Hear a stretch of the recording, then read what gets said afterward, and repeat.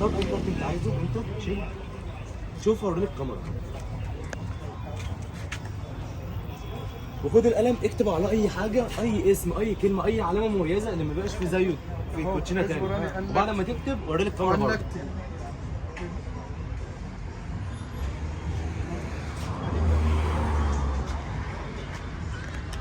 ورا الكاميرا. تمام. خلاص تمام.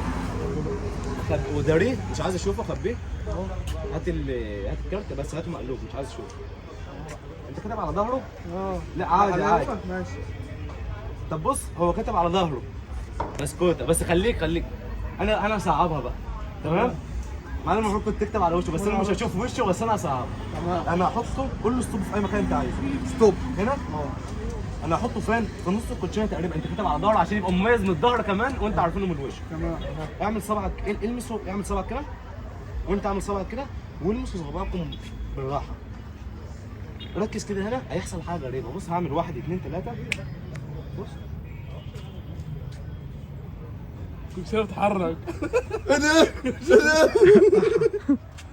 ريكو. بسكوته. يا عم مش هعمل ده يا عم. مش هعمل ده.